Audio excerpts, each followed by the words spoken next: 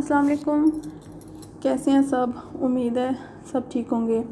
तो चलें जी, आज हमने स्टार्ट करना है अपना लेक्चर नंबर 3 और अभी हम लोग चैप्टर नंबर 8 पे हैं, गेटिंग स्टार्टेड विद सी। हमने जो पॉइंट्स डिस्कस करने हैं वो ज़रा नोट डाउन करें। सबसे पहले हमने डिस्कस करना है स्ट्रक्चर्ड एंड अनस्ट्रक्चर्ड प्रोग्रामिंग में डिफरेंशिएट। फिर हमने हिस्ट्री पढ़नी है जी सी लैंग्वेज की। फिर हमने देखना है कि जी सी प्रोग्राम को लिखने का बेसिक स्ट्रक्चर क्या है, जिसमें हम कवर करेंगे कि प्री प्रोसेसर डायरेक्टिव्स क्या होते हैं, मेन फंक्शन क्या है, सी प्रोग्राम स्टेटमेंट्स क्या हैं। आज इंशाल्लाह हमने ये सारे टॉपिक्स जो है वो डिस्कस करने हैं। सबसे पहले हम देख लेते हैं कि स्ट्रक्चर्ड और अनस्ट्रक्चर्ड प्रोग्रामिंग में डिफरेंस क्या है। सबसे पहले आप लोग देखें कि स्ट्रक्चर्ड प्रोग्रामिंग एक ऐसी प्रोग्रामिंग लैंग्वेज है जिसमें आप अपने प्रोग्राम की पूरी लॉजिक को क्या करते हो, डिवाइड कर देते हो स्मॉलर यूनिट्स और मॉड्यूल्स के अंदर। ठीक है जी। और स्मॉलर जो हमारे यूनिट्स हैं हम उनको अपनी ईजीनेस के लिए जो है वो उसको मतलब डिवाइड कर देते हैं ताकि हमारा जो भी लॉजिक है प्रोग्राम की हम उसको इजीली अंडरस्टैंड कर लें। जो भी हमने एक्शन परफॉर्म करने हैं वो हम इजीली परफॉर्म कर लें। ठीक है जी। तो कहता है कि जो हमारे स्मॉलर यूनिट्स हैं ना, इन एक्चुअल वो क्या है जी, फंक्शंस हैं। फंक्शन क्या है जी? फंक्शन को लिखने का मकसद ही यही है कि हमने कोई ना कोई स्पेसिफिक टास्क परफॉर्म कराना है।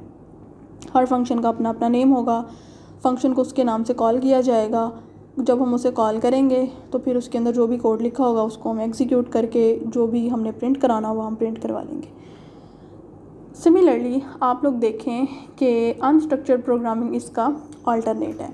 अनस्ट्रक्चर्ड प्रोग्रामिंग एक ऐसी प्रोग्रामिंग लैंग्वेज है जिसके अंदर हम पूरे की पूरे लॉजिक को क्या करते हैं, एक सिंपल कह लें कि एक सिंगल ब्लॉक के अंदर हम लोग राइट करते हैं। इसमें ना हम डिवीजन करते हैं, ना हम स्मॉलर मॉड्यूल्स बनाते हैं, ना हम जो है वो स्मॉल यूनिट्स में इनको डिवाइड करते हैं। ऐसा कुछ भी नहीं करते। अपने पूरे प्रोग्राम को एक ही ब्लॉक के अंदर हम लोगों ने क्या करना है, राइट करना है। ठीक है जी। स्ट्रक्चर्ड प्रोग्रामिंग को समझना इसीलिए आसान है क्योंकि हम उसको डिवाइड कर देते हैं मॉड्यूल्स के अंदर, स्मॉलर यूनिट्स के अंदर। जबकि जो हमारे अनस्ट्रक्चर्ड प्रोग्रामिंग हैं उनको समझना मुश्किल है। ठीक है। और साथ ही साथ जो हमारे स्ट्रक्चर्ड प्रोग्रामिंग लैंग्वेज है उसमें एरर को फाइंड करना, मतलब डीबगिंग हम इजीली फाइंड कर सकते हैं, मॉडिफिकेशन हम बहुत सिंपल कर सकते हैं उसके अंदर। और इसके ऑपोजिट क्या है कि अनस्ट्रक्चर्ड में हम लोगों की मॉडिफिकेशन डीबगिंग दोनों ही बहुत मुश्किल हैं। सी लैंग्वेज जो है वो कॉमनली यूज़ की जाती है। मींस के स्ट्रक्चर्ड प्रोग्रामिंग की जो टेक्निक है वो हम लोग मोस्टली आजकल यूज़ कर रहे हैं और अनस्ट्रक्चर्ड प्रोग्रामिंग को इतना हम फॉलो नहीं कर रहे। उसके बाद देखें बच्चे, हम लोग पढ़ने जा रहे हैं हिस्ट्री ऑफ सी लैंग्वेज। आप सबको पता है कि सी लैंग्वेज एक हाई लेवल प्रोग्रामिंग लैंग्वेज है। इसको हम यूज़ करते हैं डिफरेंट लाइक कह लें कि सिस्टम सॉफ्टवेयर को बनाने के लिए। ठीक है जी। तो अब देखते हैं कि इसको डेवलप किसने किया गया। कहता है कि जी इन 1972 बेल लेबॉर्ट्रीज़ के अंदर डैनियस रिची इसने क्या किया जी, सी लैंग्वेज को इंट्रोड्यूस कराया गया। ठीक है जी। AT&T ये क्या चीज़ें हैं जी? ये लेबॉर्ट्री लाइक कह लें कि लेबॉर्ट्री का नाम है American telephone and telegraph. USA में ये लेबॉर्ट्रीज़ हैं और डैनियस जो रिची है इसने सी लैंग्वेज को इंट्रोड्यूस कराया गया। बेसिकली ये इस लैंग्वेज का फाउंडर है।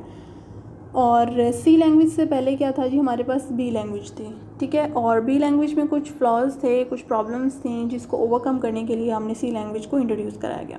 अब बी लैंग्वेज को इंट्रोड्यूस किसने कराया वो भी आप देख लें। कहता है कि 1970 में केन थॉमसन ने बी लैंग्वेज को इंट्रोड्यूस कराया गया और उसने इसी लैंग्वेज के अंदर ना सी की कुछ बेसिक्स जो है, मीन्स के सी लैंग्वेज की कुछ बेसिक्स हमें प्रोवाइड की गई थी बी लैंग्वेज के अंदर।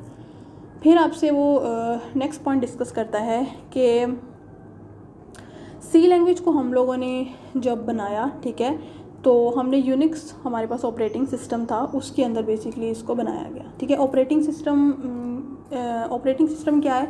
ऑपरेटिंग सिस्टम सिंपल है कि कंप्यूटर के जो बेसिक फंक्शंस होते हैं ना, लाइक शेड्यूलिंग टास्क वगैरह, वो क्या है जी, आपका ऑपरेटिंग सिस्टम है। अगर आपके विंडोज़ के अंदर ऑपरेटिंग सिस्टम नहीं होगा तो आपका कंप्यूटर सही तरह से क्या मतलब आपका कंप्यूटर चल ही नहीं पाएगा। ऑपरेटिंग सिस्टम बहुत नेसेसरी है। और देख लें, कहता है कि यही जो हमारे पास सी लैंग्वेज है ना, सी लैंग्वेज ने बी लैंग्वेज के कुछ जो फीचर्स थे वो अपने अंदर इनहेरिट किए हुए हैं।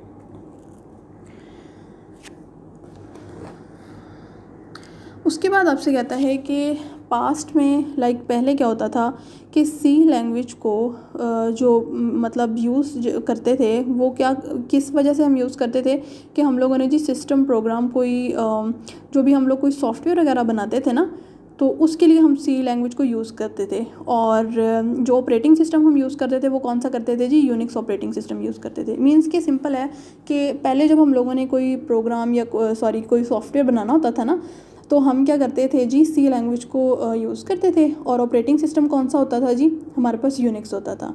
ठीक है जी। अब ये जो हमारे पास सिस्टम सॉफ्टवेयर्स थे, अब इनमें क्या क्या चीज़ें आ सकती हैं, कंपाइलर्स आ सकते हैं, यूटिलिटी प्रोग्राम्स आ सकते हैं, मतलब इन सारों के लिए हम सी लैंग्वेज को जी मतलब यूज़ करते थे। अब तो जी सी लैंग्वेज एक बहुत ही popular high level programming language है और बहुत सारे जो प्रोग्रामर्स हैं वो इसको यूज़ करते हैं एप्लीकेशन प्रोग्राम को डेवलप करने के लिए। अब एप्लीकेशन प्रोग्राम से हम कह लें कि MS ऑफिस का जो पूरा पैकेज है वो आप इजीली डिज़ाइन कर सकते हैं। ठीक है जी। और बाकी कहता है कि फिर इसके अंदर हम लोग प्रोग्राम लिखते हैं ताकि हम जो हमारी इलेक्ट्रॉनिक डिवाइसेस हैं उनको कंट्रोल कर सकें। मींस कि वेरियस एप्लीकेशंस हैं जिनको हम लोग जो है वो यूज़ कर सकते हैं। अगर हम सी लैंग्वेज का प्रॉपर यूज़ करें तो हम बहुत सारी चीज़ें डिज़ाइन कर सकते हैं। ठीक है जी। अब कहता है कि जैसे जैसे टाइम पास होता गया फिर सी लैंग्वेज के अंदर कुछ नए फीचर्स आ गए। ठीक है। जो पहले जो सी लैंग्वेज का वर्जन था ना, मींस के जब नए फीचर्स ऐड होने से पहले की जो सी लैंग्वेज थी, कहता था कि वो पूरी तरह से मशीन इंडिपेंडेंट नहीं थी। आपको लास्ट लेक्चर में मैंने हाई लेवल के जब एडवांटेजेस पढ़े थे तो मैंने आपको मशीन इंडिपेंडेंट का बहुत अच्छा क्लियर कॉन्सेप्ट दिया था।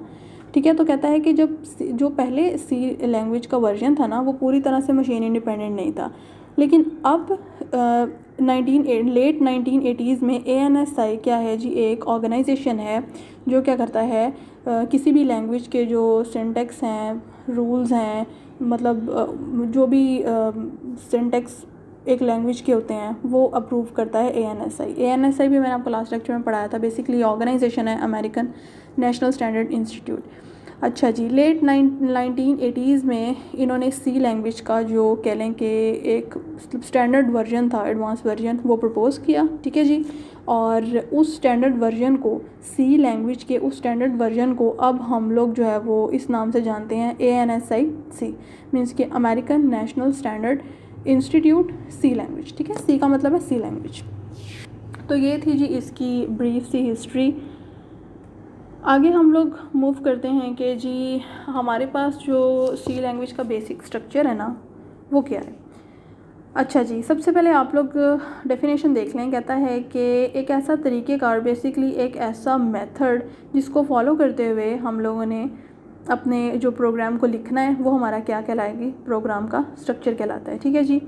कहता है कि सी आपको पता है कि एक स्ट्रक्चर प्रोग्रामिंग लैंग्वेज है, हाई लेवल लैंग्वेज भी है, और ये हमें एक कह लें कि वेल डिफ़ाइन वे प्रोवाइड करता है, एक अच्छा तरीक़ेकार प्रोवाइड करता है जिसको फॉलो करते हुए हम अपने प्रोग्राम्स को लिख सकते हैं। सी प्रोग्राम का जो बेसिक स्ट्रक्चर है उसके अंदर हम लोगों ने जो मेनली फॉलो करना है वो हम लोगों ने 3 स्टेप्स फॉलो करने हैं। सबसे पहला ये कि हम लोगों ने प्री प्रोसेसर डायरेक्टिव्स इनको फॉलो करना है। देन हमने मेन फंक्शन लिखना है। उसके बाद हम लोगों ने सी की जो भी स्टेटमेंट्स होंगी वो लिखनी है। तो अब हम इन्हें डिस्कस करते हैं इन डिटेल। यहाँ पे मैंने एक प्रोग्राम लिखा है, सबसे पहले आप वो देख लें, उसके बाद हम इंशाल्लाह इनको 1 बाय 1 जो है वो डिटेल में डिस्कस करते हैं। यहाँ पे मैंने एक सिंपल प्रोग्राम लिखा हुआ है सी लैंग्वेज के अंदर। ठीक है जी।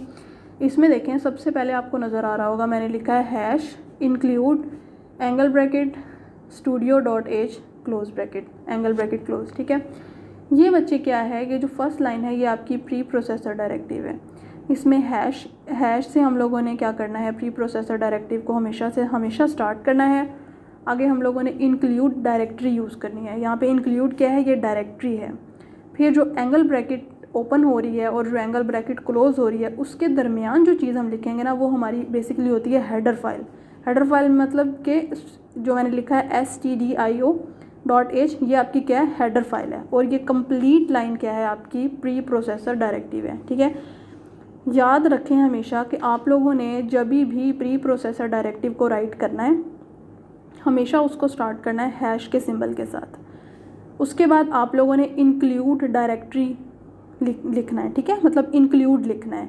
उसके बाद आप लोगों ने एंगल ब्रैकेट यूज़ करके आगे हेडर फाइल लिखनी है। हेडर फाइल कौन कौन सी है हमारे पास, स्टूडियो है, कॉनियो है, लेकिन फ़िलहाल आप लोग स्टूडियो पे रहें, कॉनियो का मैं आपको आगे बताऊँगी।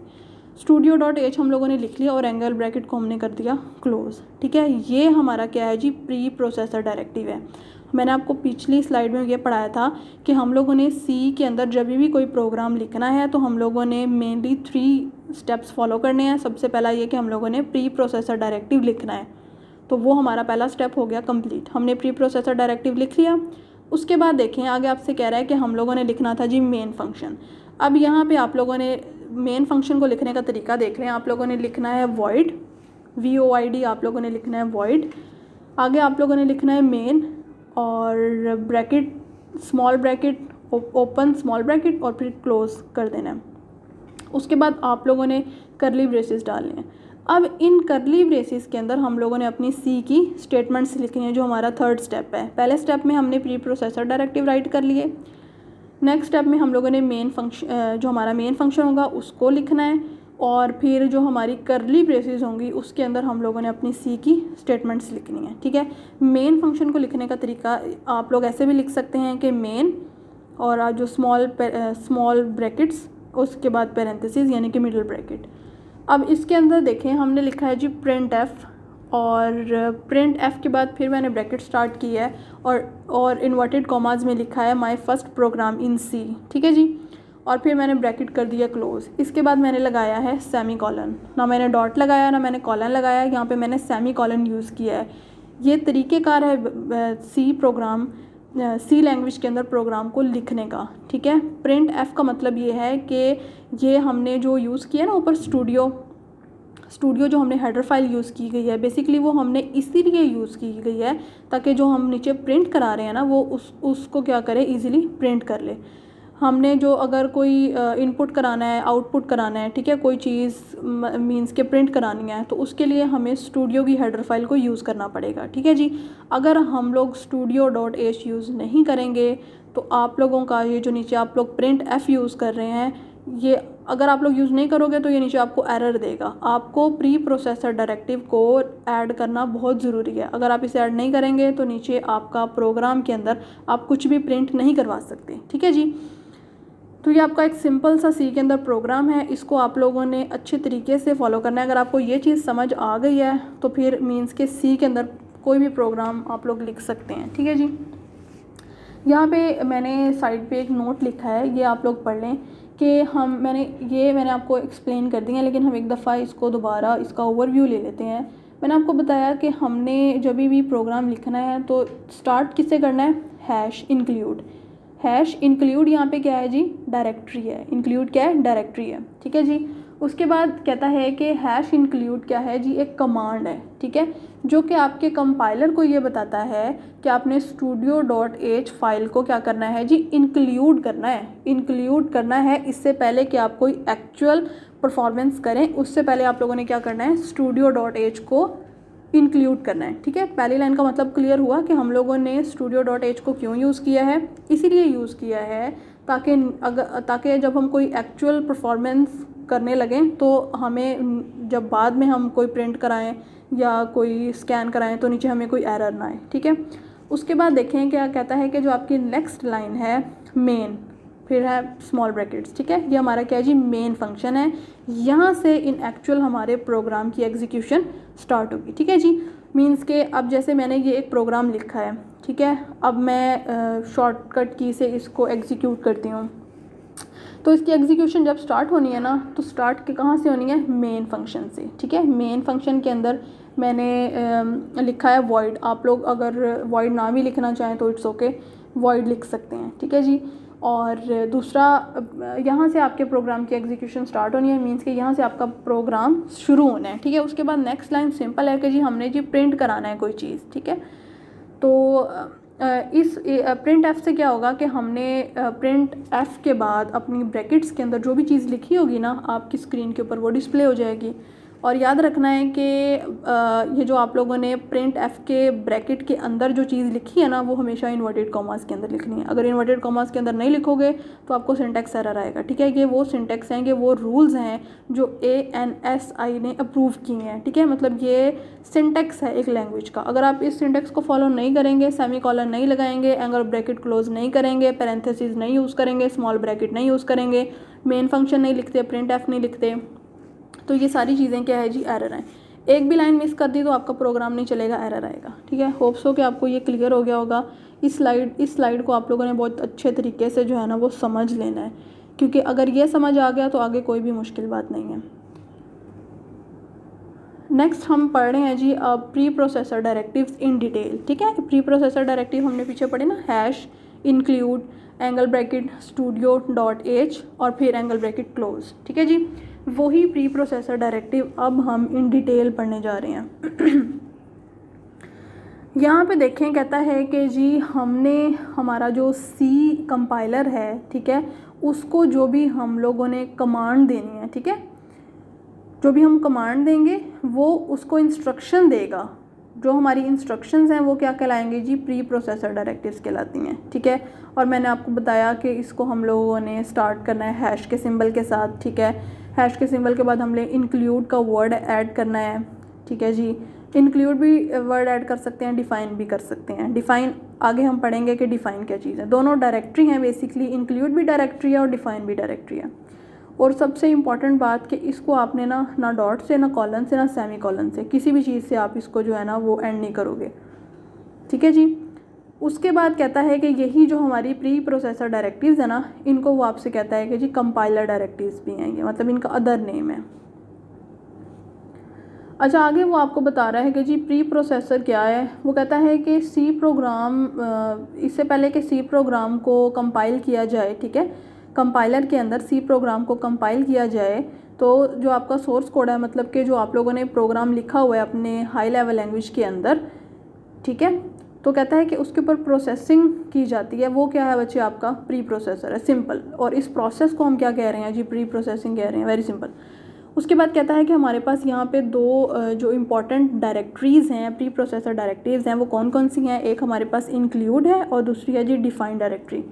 अब हम इन्हें पढ़ने जा रहे हैं आगे। इंक्लूड डायरेक्टरी देखें, कहता है कि it includes specified header file in the program. जैसे मैंने आपको बताया था ना कि इंक्लूड डायरेक्टरी क्या है। इंक्लूड डायरेक्टरी में आपको वो बताएगा कि आप क्या करें, एक हेडर फाइल को अपने प्रोग्राम के अंदर इंक्लूड करें। अब हेडर फाइल को प्रोग्राम के अंदर इंक्लूड करने का क्या मतलब है, यही मतलब है कि हमने अपने, जब हम लोगों ने स्टेटमेंट्स लिखनी है ना, सी स्टेटमेंट्स लिखनी है पैरेंथेसिस के अंदर, तो अगर हम उसमें कुछ इनपुट कर रहे हैं, आउटपुट कर रहे हैं, ताकि वो उधर एरर ना आए, इसीलिए हम लोगों ने क्या करना है, हेडर फाइल को इंक्लूड करना है। अब हेडर फाइल मैंने आपको पढ़ाई थी, वो क्या थी, studio.h। अच्छा जी, बेसिकली ये करता क्या है, आपके प्री प्रोसेसर को बताता है कि आपने अपने सी प्रोग्राम के अंदर एक लाइब्रेरी होती है, उसके अंदर जो डेफिनेशंस हैं वो इंसर्ट करा ली हैं। बेसिकली इसका काम ये होता है। ठीक है, ये सारी चीज़ें कहाँ से आ रही हैं, ये ANSI ने जो एक कह लें कि एक हमें अप्रूव करके दिया ना सिंटेक्स, ये सारी चीज़ें बेसिकली वही हैं। तो ये बेसिकली क्या होता है जी, इंक्लूड डायरेक्टरी आपके प्री प्रोसेसर को बताती है कि आप लोगों ने जो डेफिनेशंस वगैरह एक्सटेंडेड लाइब्रेरी से अपने जो प्रोग्राम है उसके अंदर इंक्लूड कर ली गई हैं। ठीक है, बेसिकली ये बताता है इंक्लूड डायरेक्टरी। आगे देखें, इसको लिखने का तरीका क्या है, इसका सिंटेक्स क्या है। कहता है कि हैश, सबसे पहले आपने क्या यूज़ करना है, हैश यूज़ करना है। उसके बाद इंक्लूड डायरेक्टरी, इंक्लूड का वर्ड यूज़ करना है। उसके बाद एंगल ब्रैकेट। ठीक है जी, अब name of the header file. Name of the header file में मैंने आपको बताया था कि आप लिख सकते हो stdio.h, conio.h। दोनों हेडर फाइल्स हैं, कोनियो है, स्टूडियो है, और भी बहुत सारी हैं, मैथ है, बहुत सारी हैं, लेकिन हम अभी फोकस करेंगे दो पे ही, स्टूडियो पे और कोनियो पे। तो यहाँ पे देखें, आपको आगे आपसे एग्जांपल आपको दे रहा है। कहता है कि हमने हेडर फाइल इंक्लूड करनी है studio.h अपने प्रोग्राम के अंदर। तो अब हम प्री प्रोसेसर डायरेक्टिव को कैसे लिखेंगे, आप लोग देखें। सबसे पहले उसने क्या यूज़ किया है, हैश सिंबल यूज़ किया है। उसके बाद इंक्लूड का वर्ड यूज़ किया है, एंगल ब्रैकेट यूज़ किया है। अब एंगल ब्रैकेट के अंदर वो क्या यूज़ कर रहा है, studio.h। यहाँ पे वो हेडर फाइल को क्या कर रहा है, इंक्लूड कर रहा है। ठीक है, ये बेसिकली ना तरीका है प्री प्रोसेसर डायरेक्टिव को लिखने का। यहाँ पे एक साइड नोट देखें, यहाँ मैंने लिखा है कि studio.h is the standard input output header. .h files are header files, header file contains definition. मतलब कि इंक्लूड डायरेक्टरी के अंदर जो कह लेंगे जो इंपॉर्टेंट बातें हैं ना, उनको मैंने यहाँ पे समराइज़ किया है। कहता है ये है कि studio.h के अंदर हम लोगों ने कोई चीज़ इनपुट करानी है, आउटपुट करानी है। ठीक है, तो जब हमने नीचे अपने मतलब प्रोग्राम के अंदर कोई चीज़ प्रिंट करानी है ना, तो इसीलिए ऊपर हम डिफ़ाइन कर लेते हैं ताकि हम डेफिनेशन वगैरह जो भी हमारी स्टैंडर्ड लाइब्रेरी एक स्टैंडर्ड हमें जो कह लें कि प्रोवाइड किया गया है उसके अकॉर्डिंग हम डेफिनेशंस को क्या करते हैं ऐड कर लेते हैं ताकि नीचे जब हम सी की स्टेटमेंट्स में कोई चीज़ प्रिंट करा सकें तब हमें एरर ना आए। तो ये studio.h क्या है, आपकी हेडर फाइल है। इस हेडर फाइल में बेसिकली क्या है, इनपुट आउटपुट मीन्स कि कोई चीज़ स्कैन करानी है, इनपुट करानी है, और कोई चीज़ आउटपुट है मतलब प्रिंट करानी है। स्कैन एफ का मतलब है इनपुट और प्रिंट एफ का मतलब है जी आउटपुट, ठीक है। और ये जो हेडर फाइल्स हैं ये डॉट एच पे ख़त्म होती हैं, ठीक है जी। और इन हेडर फाइल्स के अंदर मैंने आपको बता दिया है कि डेफिनेशंस वगैरह होती हैं, ठीक है, और उन्हीं डेफिनेशंस के अकॉर्डिंग फिर हम नीचे प्रिंट एफ स्कैन एफ की सारी चीज़ें यूज़ करते हैं, ठीक है जी। नेक्स्ट हम लोग देख लेते हैं, हमारे पास है जी डिफ़ाइन की डायरेक्टरी। इसमें आपसे वो कहता है कि ये भी सी लैंग्वेज के अंदर यूज़ की जाती है, और इसमें हम लोगों ने क्या करना है देखें। कहता है कि कोई पर्टिकुलर वैल्यू, कोई कांस्टेंट, कोई एक्सप्रेशन, इसमें हम इस डायरेक्टरी में हम वो यूज़ करते हैं। अब मैं आपको बताती हूँ कि कांस्टेंट क्या है, कोई पर्टिकुलर वैल्यू क्या है, एक्सप्रेशन क्या है, और इसको कहता है कि कांस्टेंट मैक्रो। कांस्टेंट मैक्रो क्या है देखें, कहता है कि ये एक आइडेंटिफायर है जिसके अंदर हम लोगों ने ना कोई पर्टिकुलर वैल्यू असाइन करनी है, और कहता है कि वो जो वैल्यू है ना वो सेम रहेगी। आप एग्जीक्यूशन करते हो, प्रोग्राम लिखते हो, तो वो आपकी वैल्यू क्या रहेगी, सेम रहेगी। वो वैल्यू आपकी कभी भी चेंज नहीं होगी, ठीक है। दोबारा सुन लें कि जो हमारी डिफ़ाइन की डायरेक्टरी है हम वो सी लैंग्वेज के अंदर यूज़ करते हैं, ठीक है। इसका काम क्या है कि इसके अंदर हमने करना क्या है, बेसिकली इस डायरेक्टरी के अंदर आपने अगर कोई पर्टिकुलर वैल्यू मतलब जो कि एज इट इज़ प्रिंट करानी है, ठीक है, कोई कांस्टेंट, कोई एक्सप्रेशन, ये सारी चीज़ें आप लोगों ने मतलब अपने प्रोग्राम के अंदर लिखनी है, तो फिर हम कौन सी डायरेक्टरी यूज़ करेंगे, हम यूज़ करेंगे डिफ़ाइन की डायरेक्टरी, ठीक है जी। और इनको हम कहते हैं जी कांस्टेंट मैक्रो। मीन्स कि जो चेंज नहीं हो सकती ना, जो वैल्यू चेंज ही नहीं हो सकती। अगर हम लेट्स सपोज जैसे मैं आपको कहती हूँ कि आप लोगों ने जी क्या कराना है, प्रिंट कराएं जी पाई की वैल्यू, ठीक है जी।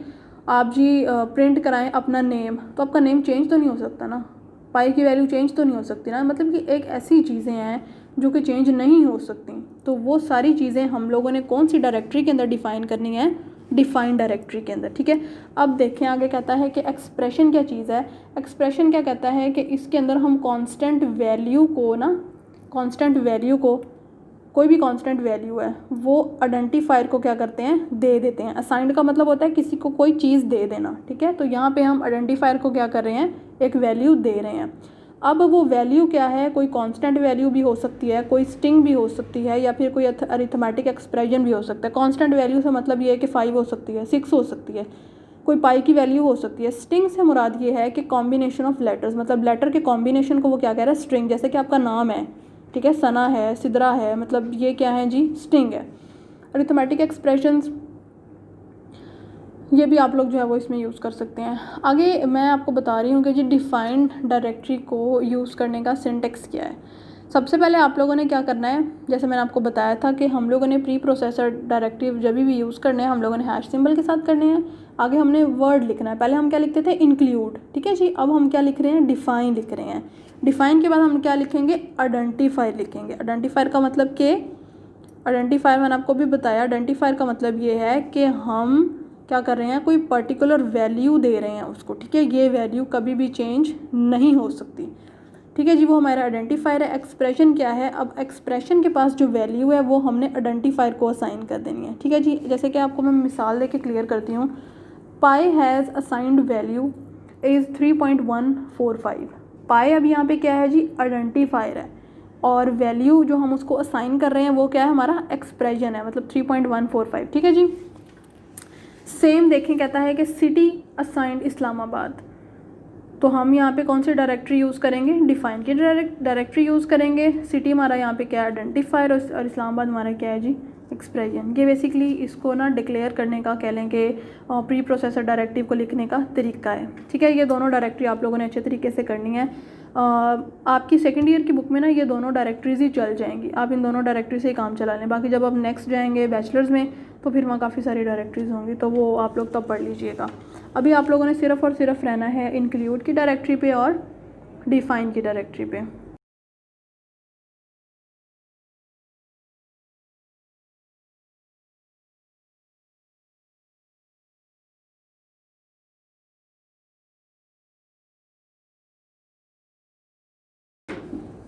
अब आगे देखें जी header files with examples. Header file मैंने आपको बताया कि एंगल ब्रैकेट के अंदर जो हम लिखते हैं वो हमारा क्या है जी, हेडर फाइल है। हेडर फाइल को हम यूज़ करते हैं जी .h की एक्सटेंशन के साथ, ठीक है। अब कहता है कि हेडर फाइल के अंदर हम लोगों ने क्या करना है जी, इस फाइल के अंदर बेसिकली क्या होता है, फंक्शन को डिक्लेयर करने के मतलब सी एक लैंग्वेज है, उसके अंदर जो बिल्ड इन कह लें कि लाइब्रेरी फंक्शंस होते हैं ना, ठीक है, बिल्ड इन लाइब्रेरी फंक्शंस जो होते हैं। Header file is a file that contains function declaration and macro definitions for C. कहता है कि आपकी जो हेडर फाइल है ना, ये एक ऐसी फाइल है जिसके अंदर आप लोग फंक्शन डिक्लेरेशंस और जो कुछ मैक्रो डेफिनेशंस होती हैं, जैसे कि मैंने आपको अभी पढ़ाया डिफ़ाइन की डायरेक्टरी, ठीक है। तो कहता है कि सी के अंदर ना ये बिल्ड इन चीज़ें हैं, मतलब कि ये पहले से ही डिफ़ाइन कर दी गई हैं कि इस लैंग्वेज के अंदर होनी ही होनी है, ठीक है जी। और फिर आपसे कहता है कि आगे आपको ना बेसिकली तरीका बता रहा है कि हम लोगों ने हेडर फाइल्स के अंदर, हम अपने प्रोग्राम के अंदर हेडर फाइल्स हम कौन कौन सी इंक्लूड कर सकते हैं। जैसे वो आपसे कह रहा है कि हैश इंक्लूड, आगे देखें आपसे कह रहा है कि angle bracket file underscore name dot H और फिर एंगल ब्रैकेट क्लोज। कहता ये है कि ये बेसिकली आपकी हेडर फाइल को कह लें कि डिक्लेयर करने का ना वो आपको यहाँ पे तरीका बता रहा है कि आप लोगों ने लिखनी कैसे है। इन शॉर्ट जो मैंने आपको ये वाली स्लाइड बताई है ना, ये वाली जो स्लाइड है, अगर आप इसको अच्छे तरीके से, इस प्रोग्राम को अच्छे तरीके से कर लोगे ना तो सब कुछ क्लियर हो जाएगा, ठीक है। यहाँ पे जो एंगल ब्रैकेट के अंदर मैंने studio.h लिखा है ना, वो आपके बच्चे क्या है जी, हेडर फाइल है, ठीक है। वो हमेशा याद रखना है कि हेडर फाइल है। उससे पहले क्या है जी, इंक्लूड की डायरेक्टरी है। इंक्लूड की डायरेक्टरी के साथ हमने क्या लिखना है जी, हैश लिखना है। और ये पूरी लाइन हमारी क्या कहलाएगी जी, प्री प्रोसेसर डायरेक्टिव कहलाएगी, ठीक है। उसके बाद हमने मेन फंक्शन यूज़ कर लेना है, ठीक है। उसके बाद हम लोगों ने क्या करना है जी, कर्ली ब्रेसेस यूज़ करने हैं। और कर्ली ब्रेसेस के अंदर हम लोगों ने क्या कराना है, आपको कोई चीज़ प्रिंट करानी है। जैसे मैंने यहाँ लिखा कि print F my first program in C. आप यहाँ लिख सकते हो माई नेम इज़ सना, लेकिन लिखना क्या है जी, इन्वर्टेड कॉमास के अंदर लिखना है। अगर नहीं लिखोगे तो स्क्रीन पे कोई चीज़ प्रिंट नहीं होनी, एरर आएगा। अच्छा जी, ये चीज़ें क्लियर हो गई। आगे यहाँ पे देख लें, लास्ट जो यहाँ पे पॉइंट है वो ये है, कहता है कि हम लोगों ने बेसिकली अपने प्रोग्राम्स के अंदर ना studio.h और conio.h को क्या करना है, अपनी हेडर फाइल्स के अंदर इंक्लूड करना है। अब ये क्या है, ये नेक्स्ट स्लाइड के अंदर मैंने एग्जांपल्स के साथ मैं आपको एक्सप्लेन करती हूँ। यहाँ पे आ जाए, कहता है कि header files with its examples. यहाँ पे सबसे पहले आप लोग देखें, मैंने 2 प्री प्रोसेसर डायरेक्टिव्स को क्या किया है, इंक्लूड किया है, ठीक है जी। ना तो मैंने इनके आखिर पे कोई सेमी कॉलन लगाया है, ठीक है, ना कोई डॉट लगाया, ना कोई कॉलन लगाया, कुछ भी नहीं लगाना इनके एंड पे, ठीक है। अब देखें, सबसे पहले मैंने आपको बताया था कि प्री प्रोसेसर डायरेक्टिव को जब भी इस्तेमाल करना है ना तो हैश सिंबल के साथ, फिर क्या करना है जी, इंक्लूड डायरेक्टरी का वर्ड लिखना है, फिर क्या किया, एंगल ब्रैकेट। अब studio.h इधर क्या है जी, हेडर फाइल है, angle bracket close. Same line भी नीचे आए, कहता है कि हैश इंक्लूड, ठीक है जी। अब आपसे क्या कह रहा है, conio.h, conio क्या है जी, हेडर फाइल है, ठीक है जी। और इंक्लूड क्या है, बेसिकली ये डायरेक्टरी है। ये आपको बता रही है कि आपने स्टूडियो को और कोनियो को अपनी हेडर फाइल्स के अंदर क्या करना है, इंक्लूड करना है, ठीक हो गया। अब देखें कि हेडर फाइल जो हमारी studio.h को हमने यूज़ किया है ना, उसका मतलब क्या है, मतलब क्या है जी, stands for standard input and output, ठीक हो गया जी। इनपुट से याद रख लें हमेशा क्या है, स्कैन एफ, और आउटपुट से हमेशा याद रख लें क्या है जी, प्रिंट एफ। नीचे मैंने ये पॉइंट्स लिखे हैं, ये पूरी कह लें कि आपके स्लाइड्स का निचोड़ है। ये जो प्री प्रोसेसर डायरेक्टिव्स हैं, हेडर फाइल्स हैं ना, उन पूरी स्लाइड्स का ये समरी है, ठीक है। ये स्लाइड्स कर लो बड़े अच्छे तरीके से। इसमें वो आपसे कह रहा है कि हेडर फाइल जो studio.h हमने यूज़ किया, उसका मतलब क्या है कि जी हमने कोई चीज़ इनपुट करानी है, आउटपुट करानी है, इसलिए हम इसको क्या कर रहे हैं, इंक्लूड कर रहे हैं अपने प्रोग्राम के अंदर। इसी तरह आपसे कह रहा है कि ये जो फाइल है, कौन सी फाइल, studio.h की जो फाइल है ना, इसके अंदर हमने स्कैन एफ मतलब इनपुट, प्रिंट एफ मतलब आउटपुट, इनको डिक्लेयर करवाने के लिए क्या किया है जी, इनको अपने प्रोग्राम के अंदर हैश इंक्लूड डायरेक्टरी के अंदर यूज़ किया है, ठीक हो गया।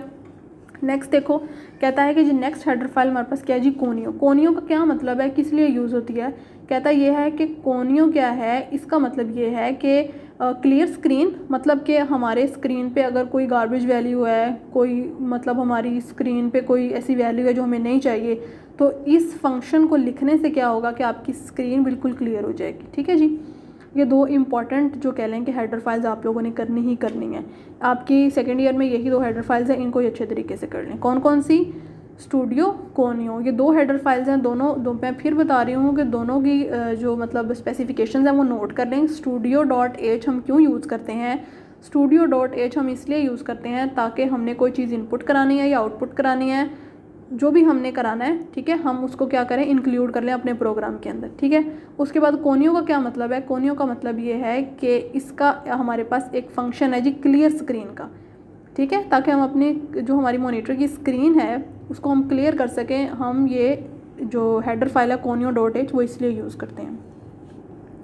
नेक्स्ट आता है हमारे पास इसका द मेन फंक्शन। यहाँ पे देखें, कहता है कि हमारे पास जो सी प्रोग्राम है ना, सी प्रोग्राम में हमेशा मेन फंक्शन होगा। अगर मेन फंक्शन नहीं है तो आपका प्रोग्राम कंप्लीट नहीं है। कहता ये है कि मेन फंक्शन कब आता है जी? प्री प्रोसेसर डायरेक्टिव्स के फ़ौरन बाद आता है, ठीक हो गया।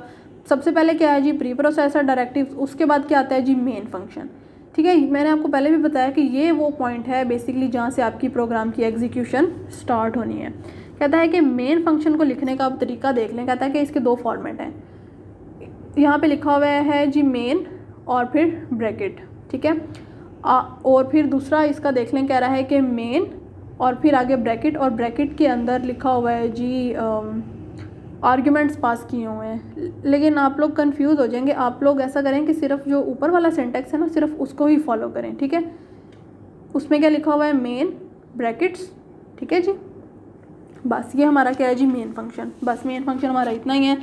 इसका काम उसको इस वजह से याद रखना है कि यहाँ से हमारे प्रोग्राम की एग्जीक्यूशन स्टार्ट होनी है। ये हमारे प्रोग्राम का बहुत ही कह लें कि मेन पार्ट है। उसके बाद देखें, कहता है कि सी प्रोग्राम स्टेटमेंट्स, ठीक है। हमारे 2 स्टेप्स क्लियर हो गए। अब हम 3rd स्टेप की तरफ मूव कर रहे हैं। कहता ये है कि हम लोगों ने सी फंक्शंस जो हैं हमारे, कहता है कि हमारे पास अब जो सी फंक्शंस हैं उसमें कहता है कि हम बहुत सारी स्टेटमेंट्स यूज़ कर सकते हैं। कहता है कि सिंपल स्टेटमेंट्स भी हो सकती हैं, कंपाउंड स्टेटमेंट्स भी हो सकती हैं। ये डिपेंड करता है कि हमारा प्रोग्राम हमसे क्या रिक्वायर करता है, ठीक है जी। आगे आपसे कह रहा है कि सी प्रोग्राम के अंदर सी प्रोग्राम जब हम लिखते हैं ना, तो मेन फंक्शन के बाद हमने अपनी ये स्टेटमेंट्स लिखनी है। और स्टेटमेंट्स कैसे लिखनी है? करली ब्रेसिस के अंदर जो स्टेटमेंट्स लिखेंगे ना, वो हमारी क्या होंगी जी? सी प्रोग्राम की स्टेटमेंट्स। Very simple. कहता है कि अब जो हमारे प्रोग्राम की हर जो स्टेटमेंट होगी ना, करली, हमेशा याद रखना है, करली ब्रेसिस के अंदर जो भी स्टेटमेंट लिखोगे, प्रिंट एफ लिखोगे, स्कैन एफ लिखोगे, उसको हमेशा ख़त्म करना है सेमीकोलन के साथ, ठीक है। इसको हम क्या कहते हैं? स्टेटमेंट टर्मिनेटर, मतलब कि यहाँ हमारी स्टेटमेंट ख़त्म हो रही है और सेमीकोलन मस्ट लगाना है। इसके बगैर आपका प्रोग्राम नहीं चलेगा। अगर आप सेमीकोलन नहीं लगाएंगे तो सेमीकोलन ना लगाने की वजह से भी आपका एरर आएगा, ठीक है। हमेशा बस इस सी प्रोग्राम स्टेटमेंट में ये हमेशा ये बात याद रखनी है कि ये आपका 3रा स्टेप है, ठीक है जी। मेन फंक्शन के फ़ौरन बाद हम लोगों ने सी प्रोग्राम स्टेटमेंट्स लिखनी है, ठीक है। लिखनी कैसे हैं जी? करली ब्रेसिस के अंदर लिखनी है। अब करली ब्रेसिस के अंदर आप जो भी स्टेटमेंट्स लिखेंगे उसको एंड किससे करना है? सेमीकोलन से एंड करना है। अगर आप सेमीकोलन से एंड नहीं करेंगे तो आपके प्रोग्राम के अंदर एरर आएगा, ठीक है। चलें जी, उसके बाद यहाँ पे पूरी एक समरी है। हम यहाँ पे मैंने एक शॉर्ट सा प्रोग्राम लिखा है। इस प्रोग्राम को आप देख लें और अगर कोई कन्फ्यूजन है तो फिर आप मुझसे व्हाट्सएप पे कांटेक्ट कर लीजिएगा। सबसे पहले देखें कि हम लोगों ने प्रोग्राम के अंदर क्या करना है? प्री प्रोसेसर डायरेक्टिव को इंक्लूड करना है। अब यहाँ पे प्रोग्राम को लिखने का तरीका समझ लें, मैंने बार बार एक्सप्लेन नहीं करना। यहाँ पे देखें, कहता है कि आपने सबसे पहले क्या करना है? प्री प्रोसेसर डायरेक्टिव्स को इंक्लूड करना है। मैंने आपको उसका तरीक़ेकार बताया, डिटेल में आप लोगों को समझाया है कि सबसे पहले आप लोगों ने लिखना है जी हैश का सिंबल, फिर क्या करना है? इंक्लूड की डायरेक्टरी यूज़ करनी है, उसके बाद एंगल ब्रैकेट यूज़ करने हैं, ठीक है। एंगल ब्रैकेट के अंदर हम लोगों ने क्या यूज़ करना है? हेडर फाइल यूज़ करनी है। हेडर फाइल मैंने आपको 2 किस्म की पढ़ाई हैं फ़िलहाल, studio.h और conio.h, ठीक है जी। स्टूडियो हम किस लिए यूज़ करते हैं, कोनियो किस लिए यूज़ करते हैं, वो भी मैंने आपको पिछली स्लाइड्स में एक्सप्लेन कर दिया है। यहाँ मैं आपको फिर से एक्सप्लेन कर रही हूँ। studio.h हम यूज़ करते हैं कि अगर हमने अपने प्रोग्राम के अंदर, यानी कि जो हमारी स्टेटमेंट्स हैं नीचे जो करली ब्रेसिस के अंदर हम लिखेंगे, वहाँ पे अगर हमने कोई चीज़ इनपुट करानी है या आउटपुट करानी है, तो वो इनपुट आउटपुट के लिए हमने यहाँ पे ये डायरेक्टरी यूज़ की है ऊपर। इसी तरह जो हमारी नेक्स्ट प्री प्रोसेसर डायरेक्टिव है conio.h, वो हम क्यों यूज़ करते हैं? ताकि हमने जी क्लियर स्क्रीन यूज़ करना है अपने प्रोग्राम के अंदर, ताकि हमारी स्क्रीन के ऊपर जो भी कोई गार्बेज वैल्यू है वो रिमूव हो जाए, ठीक है। तो ये बेसिकली इन दोनों को यूज़ करने का पर्पज़ ये है। ठीक है जी। अब आप लोग नीचे देख लें, मैंने लिखा मेन, सिर्फ मेन और उसके अंदर क्या लिखा जी, स्मॉल ब्रैकेट्स। ठीक हो गया, यहाँ तक क्लियर है।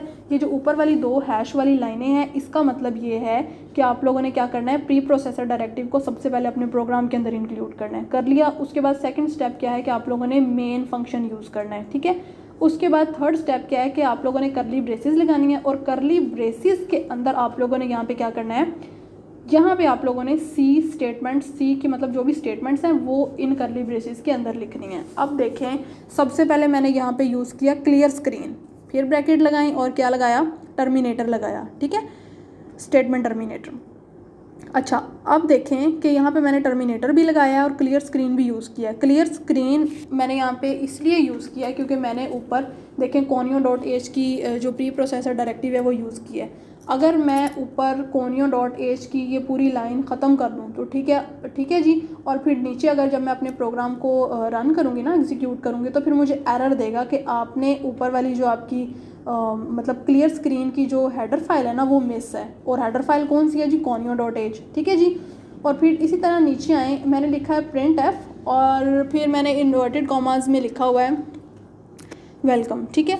तो अब ये क्यों यूज़ किया है और किस वजह से ये आया है, तो यहाँ पे देखें मैंने studio.h यूज़ किया है। तो studio.h इस वजह से यूज़ किया ताकि नीचे मैंने कोई चीज़ प्रिंट करानी है तो वो इजीली प्रिंट हो जाए और मुझे एरर ना आ जाए। ठीक है। उसके बाद मैंने क्या किया, टर्मिनेटर यूज़ किया और फिर करली ब्रेसेस को बंद कर दिया गया। अब यहाँ पे एक मैंने नोट लिखा है, कहता है कि इन दोनों स्टेटमेंट्स के अंदर, ठीक है जी, in the 2 statements are written inside the main function. आप लोग देख लें कि मैंने मेन फंक्शन के अंदर 2 स्टेटमेंट्स लिखी हैं। ठीक है जी। मेन फंक्शन की जो आगे करली ब्रेसेस है ना, उनके अंदर मैंने क्या लिखी हैं, 2 स्टेटमेंट्स लिखी हैं। कौन कौन सी स्टेटमेंट्स लिखी हैं, एक तो मैंने क्लियर स्क्रीन की स्टेटमेंट लिखी, दूसरी मैंने लिखी जी प्रिंट एफ की स्टेटमेंट लिखी।